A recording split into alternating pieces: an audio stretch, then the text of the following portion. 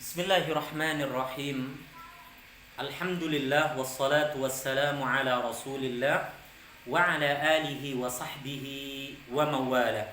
Amma ba'du. Saudaraku, saudariku seiman yang semoga senantiasa mendapatkan limpahan curahan rahmat dan keberkahan Allah Rabbul Alamin. Insyaallah pada kesempatan kali ini kita akan kembali melanjutkan pembahasan Al-Faslur Rabi', pasal yang keempat, yaitu Al-Ismu bin Nazar ila ta'yinihi. Isim ditinjau dari apa? Kejelasannya. Ada ismun nakirah dan ada ismul ma'rifah. Isim ma'rifah yang disebutkan oleh penyusun di dalam bukunya ini ada 7. Dan alhamdulillah alladzi bi ni'matihi tatimmus shalihat, kita telah menyelesaikan 4 dari bentuk-bentuk isim ma'rifah. Ada isim yang berawalan alif lam, ada dhamir, ada isim isyarah, kata tunjuk, ada pula isim mausul, yaitu kata sambung. Dan alhamdulillah pembahasannya telah kita selesaikan. Fa insyaallah saudaraku dan saudariku, a'azzani wa a'azzakumullah, kita akan membahas bentuk ismul ma'rifah yang kelima. Bentuk ismul ma'rifah yang kelima. Bisa antum dan antunna lihat di halaman yang ke-18, yaitu al-munada. Al-munada. Apa itu al-munada? Al-munada adalah isim yang terletak sesudah huruf nida. Kata yang terletak sesudah huruf panggilan. Jadi ketika antum dan antunna mendapati kata yang terletak sesudah harfun nida, huruf panggilan. Bentuk huruf panggilan salah satu yang masyhur ya kan? Ya. Bisa digabungkan dengan ya ayyuha gitu ya. Ayyuha atau ya ayyatuha. Ayyatuha. Nah, kata tersebut sering kita dapati atau dia sendiri ya gitu ya. Nah, maka ketika kita mendapati kata yang terletak sesudah ya di sini salah satu dari harfun nida gitu ya, huruf panggilan, atau terletak sesudah ya ayyuha untuk mudzakkar, ya ayyatuha untuk muannas gitu ya, untuk laki-laki, untuk perempuan. Sedangkan ya bisa mudzakkar, bisa muannas. Maka pastikan isim sesudahnya itu ma'rifah. Ma'rifah artinya sudah diketahui, sudah jelas, sudah dikhususkan, tidak lagi samar, nggak lagi sifatnya umum, ya kan? Jadi ya ayyuhalladzina amanu, yang dimaksud amanu, yang dimaksud alladzina di situ ya jelas orang-orang yang punya keimanan, bukan orang-orang yang ragu dalam beriman. Bukan pula orang-orang kafir. Lah. Jadi sudah jelas. Ini bentuk yang kelima, yaitu al-munada. Sekali lagi, al-munada adalah isim yang terletak sesudah harfun nida. Salah satu bentuk harfun nida adalah ya, ai, hai, ya kan? Dan seterusnya. Dan yang paling masyhur adalah ya. Di sana disebutkan ya rajulu. Ya, meskipun rajulu di sini tidak berawalan dengan alif lam, dia dikatakan ma'rifah, bukan nakirah. Mengapa? Karena dia terletak sesudah huruf panggilan. Ya. Begitu pula misalnya ya ustadzu. Ya ustadzu. Ustadzu di situ nggak boleh dikatakan isim nakirah, tapi kita katakan dia isim ma'rifah. Apa alasannya? Ya kan? Karena telah terletak atau didahului oleh huruf nida, huruf yang berfungsi untuk apa? Ya, memanggil. Ya, seperti firman Allah misalnya, ya ayyatuhan nafsul mutmainnah. Ya, maka nafsul mutmainnah, nafsu di situ, na'am, ma'rifah. Mengapa kita katakan ma'rifah? Terletak sesudah apa? Ya ayyatuha. Ya, terletak sesudah apa? Huruf panggilan. Kemudian yang keenam, ya, bentuk dari apa? Bentuk ismul apa? Ma'rifah adalah apa? Ismul alam. Ya, ismul alami atau apa? Al-alamu. Nah, apa sih al-alamu itu? Ya, sudah pernah saya singgung di awal pembahasan apa? Ma'rifah. Ya, al-alamu adalah ya kata yang menunjukkan arti nama orang ataupun kata yang menunjukkan arti apa? Tempat. Bisa negara, bisa provinsi, bisa kota, bisa desa, ya kan? Itu adalah al-alam. Jadi al-alam di sini, saudaraku, saudariku, tolong dipahami baik-baik, yaitu apa? Kata yang menunjukkan arti nama orang. Seperti Muhammadun, seperti Zainabu, seperti Ilyasu, seperti Khadijatu. Itu alam, al-alam namanya. Ya, begitu pula kata yang apa? Menunjukkan arti tempat. Seperti apa? Makkatu, ya, Madinatu, ya kan? Makkah, ya kan? Nah, tempat. Ya. Salah satu dari apa? Kota yang Allah sucikan. Kota Makkah, Madinah juga termasuk apa? Alam. Atau misalnya apa? Negara, Indonesia, ya kan? Malaysia, ya kan? Faransa, itu termasuk apa? Al-alam. Atau termasuk misalnya apa? Nama kota di kita, ya, ada Jakarta, ada Medan, ada Surabaya, ada Semarang, ya kan? Nah, itu juga termasuk apa? Al-alam. Maka di sini disebutkan oleh penyusun al-alam, nama orang, tempat, ya kan?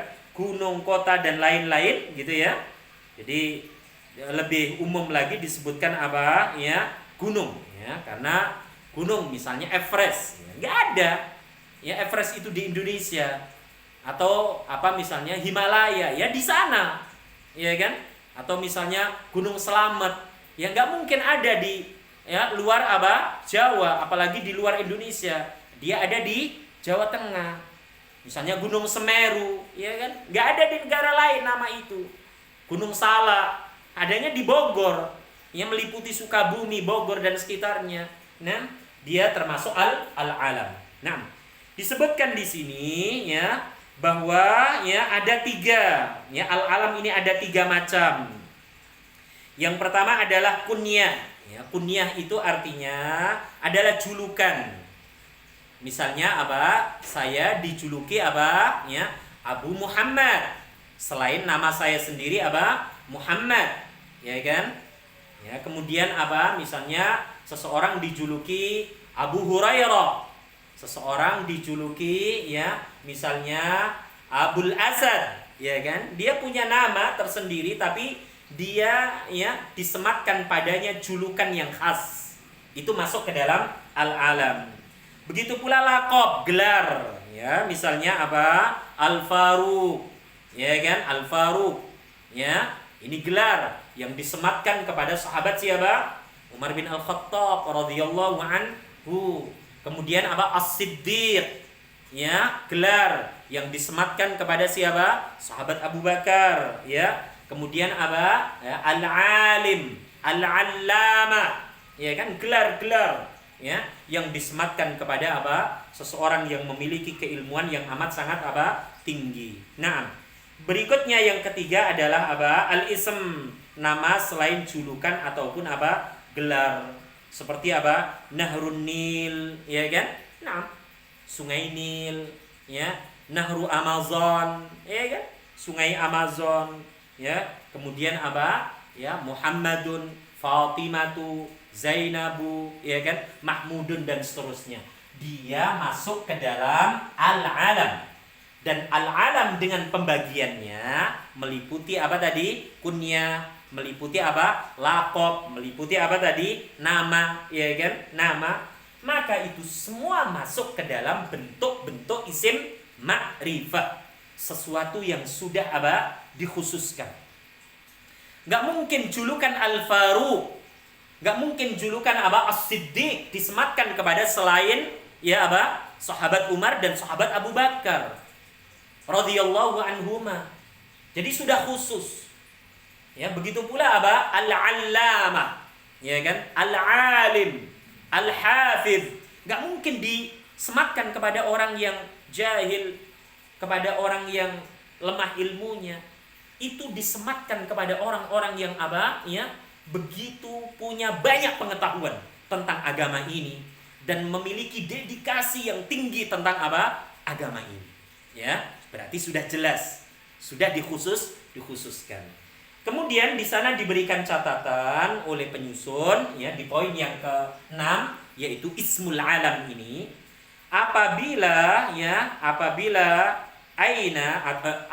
ibn ya ibnun apabila apa kata ibnu ibnun atau ibnu artinya anak ya jatuh di antara dua isim maka alifnya harus dihilangkan. Ini penting ya. Misalnya kata Muhammadun gitu ya. Muhammadun anaknya apa? Oke, misalnya Khalis berarti nggak boleh kita Muhammadun ibnu, nggak boleh. Tapi harus apa? Muhammadu ibnu apa? Khalisin. Seperti itu ya. Jadi alif ini harus apa? Dihilangkan. Ini sekedar apa?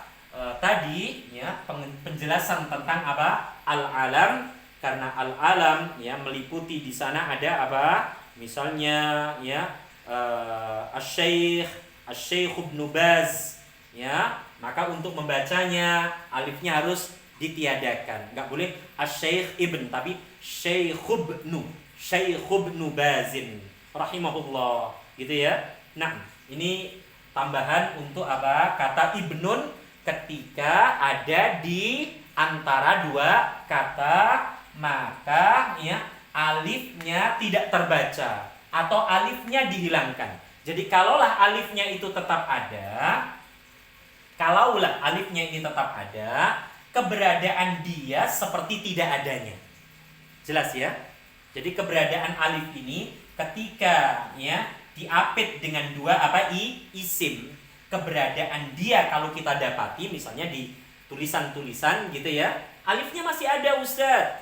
Ingat, meskipun alifnya masih ada, adanya seperti tidak adanya. Jadi tidak boleh dibaca Muhammadun ibnu, tapi apa? Muhammadu ibnu. Nah, seperti itu. Nah, kemudian yang terakhir dari apa? Bentuk ismul ma'rifah, saudaraku dan saudariku. Disebutkan di sana yaitu apa? Al-idhafah. Ya, al-idhafah. Yaitu apa? Bentuk kata majmu'. Ya, bentuk apa? Kata majmu'. Di mana ya kata majmu' bahasa Arabnya apa? Al-idhafah di sini gitu ya. Di dalamnya ada dua hal. Ada mudhaf, mudhafun, dan ada apa? Mudhaf ilaihi. Nah, mudhaf ilaihi. Ya, jadi al-idhafah artinya adalah apa? Kata majmu'. Gabungan dua kata yang menunjukkan arti apa? Khusus. Menunjukkan arti satu. Jadi gabungan dua kata yang menunjukkan arti apa? Satu, khusus. Di dalam susunan al-idhafah selalu ada mudhaf, selalu ada mudhaf ilaih. Mudhaf adalah kata pertama dalam kata majmu'. Mudhaf ilaih adalah kata terakhir dalam kata majmu'. Perhatikan saudaraku, saudariku, saya punya kata seperti ini. Kitabun nahwi. Naam, kitabun nahwi. Ini adalah apa ya? Bentuk susunan al-idhofah. Bentuk susunan kata majmu'. Ya kan? Dan ini kita katakan dia isim ma'rifah. Meskipun dia tidak berawalan dengan al. Mengapa dia dikatakan ma'rifah, tidak lagi nakirah? Karena dia telah menjadi apa? Kata majmu'. Di mana asalnya adalah apa? Kitabun dan apa? An-nahwu. An-nahwu. Tapi setelah digabungkan, maka bentuknya seperti ini. Kitabun sebuah kitab umum, nakirah. An-nahwu ya disiplin ilmu nahwu. Ya kan? Kitabnya di sini bisa tafsir, bisa fikih, bisa akidah, ya kan? Bisa hisabiyah dan seterusnya, matematika, bio. Nah, macam-macam. Tapi ketika sudah digabungkan, maka dia menjadi apa? Ma'rifah. Sesuatu yang sudah apa? Jelas, khusus, dimengerti, diketahui, yaitu kitab yang apa? Mengajarkan tentang apa? Kaidah-kaidah tata bahasa. Bentuk kedudukan kata dalam kalimat. Jadi ketika disebut kitab nahwu, nggak mungkin orang mengatakan, oh itu kitab sorof, karena sudah jelas. Nah, di dalam kata ini kita dapati mudhof, kita dapati mudhof ilaih. Mana mudhofnya? Kitabu. Mudhof adalah kata pertama dalam susunan kata majmu'. Misalnya kita dapati kata na'am, rabbatul na'am, baiti misalnya. Rabbatul baiti artinya adalah apa? Ya, ibu rumah tangga. Ya kan? Ibu rumah tangga. Kita dapati di sini ada rabbatu, kita dapati di sini ada al-baiti. Sebagaimana tadi ada kitabu, ada an-nahwi. Nah, kitabun nahwi rabbatul bait ini adalah al-idhofah. Apa al-idhofah? Kata majmu'. Dan kata majmu' adalah bentuk terakhir dari bentuk-bentuk isim ma'rifah. Ya kan? Di dalam kata majmu' pasti ada mudhof, pasti ada mudhof ilaih. Mudhof adalah kata pertama dalam kata majmu'. Mudhof adalah kata pertama dalam kata majmu'. Ya kan? Sedangkan mudhof ilaih adalah kata terakhir dari kata majmu'. Dan masing-masing istilah ini, kata ini ada kaidahnya. Perhatikan, untuk yang mudhof dulu. Mudhof apa tadi definisinya? Ayo, yaitu apa? Kata pertama dalam kata majmu'. Kata pertama dalam susunan al-idhofah. Dia memiliki kaidah-kaidah, aturan-aturan yang melekat padanya. Ada 4. Perhatikan baik-baik. Ya, saudaraku, saudariku. Yang pertama, mudhof tidak boleh berawalan dengan al. Mudhof tidak boleh berawalan dengan alif lam. Yang kedua, mudhof tidak boleh berakhiran dengan tanwin. An, in, un nggak boleh, ya nggak boleh berakhiran dengan tanwin. Mudhof tidak boleh berakhiran dengan huruf nun. Mudhof tidak boleh berakhiran dengan huruf nun pada bentuk musanna dualis dan pada bentuk jamak mudzakkar salim. Jadi nunnya harus dihilangkan. Kitabani, ya. Kitabani digabungkan dengan Muhammadun menjadi kitaba Muhammadin. Enggak boleh kitabani Muhammadin. Salah. Jadi mudhof tidak boleh berakhiran dengan huruf nun pada musanna dan pada jamak mudzakkar salim. Ya kan? Yang terakhir, ya, mudhof i'rabnya fleksibel. Mudhof i'rabnya apa? Fleksibel. Bisa rafa dengan diwakili dhamma, bisa nasab dengan diwakili fathah, bisa jar dengan diwakili kasrah. Jadi kitabun nahwi bisa kitab ban nahwi, bisa kitabin nahwi. Rabbatul baiti, bisa rabbatal baiti, bisa pula apa? Rabbatil baiti. Tergantung apa? Kedudukan, jabatan kata tersebut nanti di dalam sebuah kalimat. Ya, insya Allah akan dipelajari. Kemudian, ya, kaidah aturan yang melekat pada mudhaf ilaih. Kalau tadi mudhaf ada 4 ya. Sedangkan pada mudhaf ilaih, ya, tolong diperhatikan. Mudhaf ilaih, ya kan? Kata terakhir dalam susunan kata majmu', i'rabnya wajib majrur. Nah, ini. Jadi mudhaf ilaih, i'rabnya wajib apa? Majrur. Ingat baik-baik ya. Mudhaf ilaih, kata terakhir dalam susunan kata majmu', i'rabnya wajib majrur. Salah satu bentuknya adalah dengan kasrah atau kasratain. Jadi kita tidak boleh mengatakan kitabun nahwa, nggak boleh.